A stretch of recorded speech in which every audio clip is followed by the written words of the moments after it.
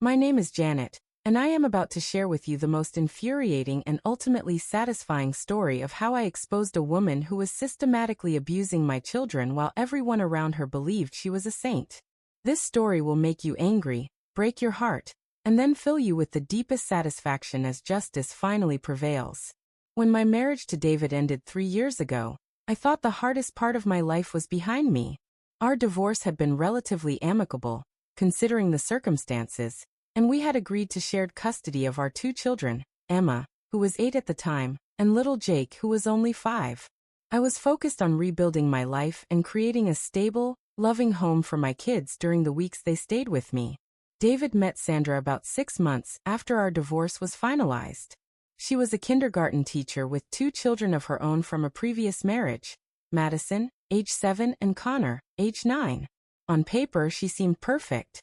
She was educated, worked with children professionally, and appeared to genuinely care about creating a blended family. When David introduced her to Emma and Jake, she was sweet, attentive, and seemed to understand how difficult the transition would be for them. I was actually grateful that David had found someone who appeared to be good with children. As much as our marriage had not worked out, I wanted him to be happy, and more importantly, I wanted my children to feel loved and secure in both of their homes. Sandra seemed like exactly what they needed: a caring adult who could provide stability and support during their visits with their father. How wrong I was about everything. The first signs that something was not right began about 2 months after David and Sandra moved in together. Emma, who had always been an outgoing and cheerful child, started becoming withdrawn and anxious on the days before she was supposed to go to her father's house. When I asked her what was wrong, she would just shrug and say everything was fine, but I could see the worry in her eyes. Jake, my youngest, began having nightmares and would wake up crying, asking if he could stay with me instead of going to Daddy's house. When I questioned him gently about what was happening there, he would clam up and change the subject. Both children started showing signs of stress. Emma developed a nervous habit of biting her nails until they bled, and Jake began wetting the bed again after being potty trained for over a year. I brought up my concerns with David during one of our phone calls about scheduling. I mentioned that the kids seemed anxious about their visits, and asked if there might be some adjustment issues we needed to address. David's response was dismissive and almost angry. He told me that the children were fine, and that Sandra was wonderful with them. He suggested that maybe I was the one having adjustment issues, and that I needed to accept that he had moved on. This response was completely unlike the David I had known for 10 years of marriage. He had always been a devoted father who was deeply attuned to our children's emotional needs. The fact that he was brushing off my concerns so casually made me realize that something was seriously wrong, but I could not figure out what it was. The breakthrough came during what should have been a routine pickup. I had arrived at David's house to collect the children after their weekend visit, and I could hear yelling coming from inside the house before I even reached the front door. Through the window, I could see Sandra screaming at Emma, who was cowering against the wall with tears streaming down her face. I immediately rang the doorbell and knocked loudly. The yelling stopped abruptly, and when Sandra opened the door, she had completely transformed. Her face was bright and cheerful, and she greeted me with a warm smile as if nothing had happened. Emma appeared behind her, still visibly upset, but trying to compose herself. When I asked if everything was okay, Sandra laughed and explained that they had just been having a little discussion about cleaning up toys. She ruffled Emma's hair in what appeared to be an affectionate gesture, but I noticed Emma flinch away from her touch. Jake appeared at the door too, and I could see that he had been crying as well. During the car ride home, I gently asked the children what had happened. Emma finally broke down and told me that Sandra had been screaming at her because she had accidentally knocked over a glass of water while helping to set the table. According to Emma, Sandra had called her clumsy and stupid, and had made her clean up the mess while yelling about how she could not do anything right. Jake chimed in with his own stories. He told me that Sandra was mean when Daddy was not around, and that she made different rules for him and Emma than she did for her own children. He said that Madison and Connor were allowed to leave toys everywhere, but if he left even one toy out of place, Sandra would yell at him and make him clean the entire playroom by himself. As I listened to my children's stories, I felt a mixture of rage and heartbreak that I had never experienced before. These innocent babies were being psychologically abused by a woman who was supposed to be caring for them, and their own father was either oblivious to what was happening or choosing to ignore it. I knew I had to do something, but I also knew that I needed to be strategic. David was clearly under Sandra's influence, and without concrete evidence, any accusations I made would be dismissed as jealousy or an attempt to cause problems in his new relationship. I needed proof of what was happening to my children. I started by documenting everything the children told me about their visits. I kept detailed notes about their emotional state before and after visits, any physical symptoms they displayed, and specific incidents they described. I also began taking photos of things like Emma's bitten nails and Jake's stress-related rashes that would appear after visits to their father's house. The next step was more difficult, but I knew it was necessary. I had to find a way to capture evidence of Sandra's behavior without putting my children in additional danger. I decided to give each child a small digital recorder disguised as a toy, with instructions to keep it with them during visits. I was careful to explain that this was just to help mommy understand what was happening so I could help them, and that they should never let anyone know about the recorders. What I discovered over the next few weeks was far worse than I had imagined. The recordings revealed that Sandra's abuse was systematic and calculated. She would wait until David left for work or went to run errands, and then she would unleash her true personality on my children. Her voice on these recordings was nothing like the sweet, caring tone she used in public. It was cold, cruel, and designed to tear down their self-esteem. In one particularly disturbing recording, I heard Sandra telling Emma that she was nothing like Madison, who was actually pretty and smart. She told Emma that David only pretended to love her because he felt sorry for her, and that everyone could see how much better his real family was compared to his leftovers from his first marriage. Another recording captured Sandra punishing Jake for accidentally dropping a piece of food at dinner. She made him sit on the floor like a dog while the rest of the family ate at the table, telling him that since he ate like an animal, he should eat like one. She told him that his real family would be ashamed of his behavior, and that he was lucky she was patient enough to try to fix him. The most heartbreaking recording was of Sandra forcing both children to practice calling her mom, while explicitly forbidding them from mentioning me during their visits. She told them that talking about their other mother made their father sad and that if they really loved him, they would help him forget about his mistakes from the past. But Sandra's cruelty went beyond verbal abuse. The recordings revealed that she was using a sophisticated system of favoritism and punishment to break down my children's spirits. Her own children were allowed to do whatever they wanted, while Emma and Jake were held to impossible standards and punished for the smallest infractions. For example, all 4 children would make the same mess during playtime, but only Emma and Jake would be forced to clean it up while Madison and Connor went off to play video games. If Jake asked why he had to clean up toys that were not his, Sandra would tell him that he should be grateful she was teaching him responsibility, since his real mother clearly had not. The recordings also revealed that Sandra was systematically destroying or hiding gifts that I had given to the children. She would wait until they brought toys or clothes from my house. Then she would accidentally break them or claim they had been lost. She would then use this as an opportunity to tell the children that things from their other house did not belong in their real home. Perhaps most disturbing of all, Sandra was coaching her own children to participate in the abuse. I heard her encouraging Madison and Connor to exclude Emma and Jake from games and activities, telling them that they did not have to be nice to children who were not really family. She would reward her biological children for reporting on Emma and Jake's behavior, creating an environment where my children were constantly monitored and criticized. After collecting several weeks' worth of evidence, I knew it was time to take action. But I also knew that I needed to be strategic about how I approached this situation. Going directly to David would likely result in Sandra finding out about the recordings and escalating her abuse of my children. Instead, I decided to consult with a family law attorney who specialized in custody cases involving child abuse. The attorney reviewed my evidence and confirmed that Sandra's behavior constituted psychological abuse, and that I had grounds for seeking an emergency modification of the custody arrangement. However, the attorney also advised me that the most powerful way to expose Sandra would be to let her reveal her true nature to David and others in a way that she could not deny or explain away. We developed a plan that would create the perfect opportunity for Sandra to expose herself while ensuring my children's safety. The plan began with me scheduling a meeting with David to discuss some concerns about the children's adjustment to the blended family. I suggested that we meet at his house so that Sandra could be involved in the conversation, framing it as wanting everyone to work together for the children's benefit.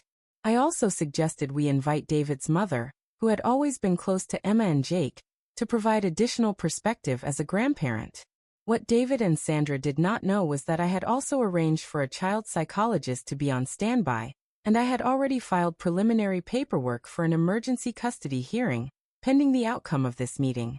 The meeting was scheduled for a Sunday afternoon when all 4 children would be present. I arrived with a small recording device hidden in my purse, and my phone set to record as backup. I also had all of my documented evidence organized and ready to present if necessary. The meeting started cordially, with Sandra playing her usual role of the caring stepmother. She spoke eloquently about her commitment to creating a loving blended family and her concern for Emma and Jake's emotional well-being. She even managed to produce a few tears when talking about how much she loved all 4 children equally. David's mother, however, was more observant than Sandra had anticipated. She had noticed changes in Emma and Jake's behavior during family gatherings, and had her own concerns about the family dynamics. When she began asking specific questions about discipline strategies and how conflicts between the children were handled, Sandra became visibly uncomfortable. The turning point came when David's mother asked to speak privately with Emma and Jake to get their perspective on how they were adjusting to their new family situation. Sandra immediately objected, claiming that this would be confusing for the children, and that any issues should be discussed among the adults first. This reaction was so inappropriate and controlling that even David seemed surprised. When his mother pressed the issue, explaining that she just wanted to make sure her grandchildren felt comfortable talking to her, Sandra's mask began to slip. Sandra's voice became sharp and defensive as she insisted that she knew what was best for her children, and that outside interference would only make things more difficult. When David's mother pointed out that Emma and Jake were also her grandchildren, and that she had a right to be concerned about their welfare, Sandra exploded. In front of everyone, Sandra screamed that she was sick of everyone acting like those kids are so special, and that she was doing more than enough by allowing them in her home. She ranted about how David's ex-wife's kids were disruptive and ungrateful, and how she was tired of having to deal with someone else's mistakes. The outburst was so shocking and revealing that David sat in stunned silence. His mother was horrified, and I could see that she was finally understanding what my children had been enduring. But Sandra was not finished. As if realizing she had already revealed too much, Sandra decided to go all in with her attack. She turned on me directly, screaming that I was a jealous ex-wife, who could not accept that David had upgraded to a better family. She accused me of poisoning the children against her and claimed that Emma and Jake were damaged because of my inadequate parenting. Then Sandra made the mistake that would ultimately destroy her completely. In her rage, she started repeating specific insults and phrases that I recognized from the secret recordings. Things she had said to my children when she thought no one else would ever hear them. I calmly pulled out my phone and began playing one of the recordings where Sandra was berating Emma for accidentally spilling juice. The room fell completely silent as everyone heard Sandra's voice, dripping with cruelty, telling my 8-year-old daughter that she was worthless, and that David would eventually get tired of dealing with broken children. David's face went white as he heard the woman he had planned to marry verbally abusing his children. His mother began crying as she listened to the systematic psychological torture that had been inflicted on her grandchildren. Even Sandra seemed shocked that her own words were being played back to her. But I was not finished. I played recording after recording, each one more damning than the last. The room heard Sandra forcing my children to call her mom, while forbidding them from mentioning me. They heard her telling Jake to eat on the floor like a dog. They heard her coaching her own children to exclude and report on Emma and Jake. As the recordings played, Sandra's attempts at denial became increasingly desperate and incoherent. She claimed the recordings were fake, then that they were taken out of context, then that she had been joking or teaching important lessons. But the evidence was overwhelming and undeniable. David was devastated as he realized how completely he had been fooled by Sandra's performance. He kept asking how he could have missed such obvious signs of abuse, and his mother had to remind him that manipulative people are often skilled at hiding their true nature from the people they need to fool. The immediate consequences were swift and decisive. David asked Sandra to leave his house immediately, and told her that their relationship was over. He also made it clear that she would never be allowed around his children again under any circumstances. But the legal consequences were even more satisfying. Based on the evidence I had gathered, the family court granted me an emergency order giving me temporary full custody of Emma and Jake, while David underwent counseling and parenting classes to address how he had failed to protect his children from abuse. Sandra's teaching career was also destroyed when the recordings became part of the court record. The school district launched an investigation into her fitness to work with children, and she was ultimately fired and had her teaching license revoked. The parents at her school were horrified to learn that someone who had been trusted with their children was capable of such cruelty toward kids in her own home. The custody battle that followed was swift and decisive. Sandra had no legal standing to fight for any relationship with Emma and Jake since she had never legally adopted them, and David supported my request for modifications that would ensure she could never be part of their lives again. The child psychologist who evaluated Emma and Jake confirmed that they had suffered significant psychological trauma from Sandra's abuse. They both required months of therapy to undo the damage she had inflicted on their self-esteem and sense of security. But children are remarkably resilient, and with proper support and care, they began to heal and return to their normal, happy personalities. David's relationship with his children was severely damaged by his failure to protect them, but he was committed to rebuilding their trust. He attended extensive counseling and parenting classes, and he worked hard to create a safe environment for Emma and Jake during their visits. It took nearly a year, but eventually, they were able to rebuild their relationship with their father. The most satisfying aspect of Sandra's downfall was watching her realize that her actions had consequences she had never anticipated. She had thought she could abuse my children with impunity, because they were too young to effectively advocate for themselves, and because she had David completely fooled. Sandra had spent months systematically destroying my children's self-esteem and sense of security, believing that she held all the power in the situation. She had enjoyed making Emma and Jake feel unwanted and unloved, and she had taken pleasure in their pain and confusion. But Sandra had underestimated the power of a mother's love and determination to protect her children. She had also underestimated my patience and strategic thinking. While she was busy tormenting my babies, I was quietly building an ironclad case against her that would expose her cruelty and ensure she could never hurt them again. The recordings not only provided legal evidence of abuse, but also gave Emma and Jake validation that their experiences had been real and serious. They were able to understand that Sandra's treatment of them was not their fault, and that they deserved to be treated with love and respect in all of their relationships. Sandra's own children also suffered consequences from their mother's actions. Madison and Connor had been taught to participate in the exclusion and mistreatment of Emma and Jake, and they had to undergo their own counseling to address the toxic behaviors their mother had encouraged. Their father ultimately gained full custody of them when it became clear that Sandra's parenting methods were harmful to all children in her care. The destruction of Sandra's life was complete and irreversible. She lost her fiancé, her career, her home, and her reputation in the community. She was forced to move to another state to escape the consequences of her actions. And even then, her background checks would forever include the record of her child abuse case.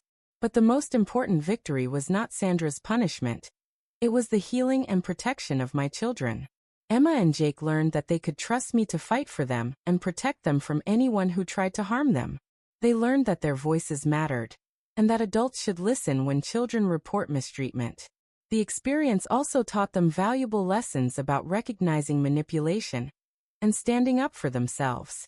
They learned that they deserved to be treated with kindness and respect, and that anyone who tried to make them feel worthless or unloved was wrong and should not be trusted. Looking back on this ordeal, I am proud of how I handled such a difficult and emotionally charged situation. I could have reacted with anger and confrontation, which might have made things worse for my children. Instead, I remained strategic and focused on gathering evidence that would protect them and hold their abuser accountable. The case became a turning point in my relationship with my children as well. They saw that I would move heaven and earth to protect them from anyone who tried to harm them. And they learned that they could always come to me with problems, no matter how difficult or complicated the situation might be. Sandra's story serves as a warning about the dangers of assuming that someone is trustworthy simply because they work with children or present themselves as caring and nurturing. Some of the most dangerous predators are those who specifically seek out positions of trust and authority over vulnerable individuals. The story also demonstrates the importance of listening to children when they report mistreatment, even if their reports seem inconsistent or hard to believe. Children often struggle to articulate complex emotional abuse, and adults must be willing to look beyond surface appearances to understand what is really happening in a child's life. Most importantly, this story shows that justice is possible when people are willing to fight for what is right. Sandra thought she could abuse my children because they were powerless and because she had successfully fooled the adults around her. But she underestimated the power of evidence, persistence, and a mother's love. The sweet taste of revenge came not from destroying Sandra's life, but from saving my children from further abuse, and ensuring that she could never hurt another child again. Sometimes the greatest revenge is simply making sure that justice is served, and that innocent victims are protected from further harm. Subscribe to Revenge Janet for more incredible stories of justice, karma, and sweet revenge. If this story of a mother's fight to protect her children from a manipulative stepmother hit close to home, make sure to hit that subscribe button and ring the notification bell. Share your own stories of family drama and justice in the comments below. I read every single one and love hearing how you have stood up for what is right. Remember, children deserve to be protected, and sometimes the adults in their lives need to be held accountable for their actions. Until next time, keep fighting for the innocent and believing in the power of truth.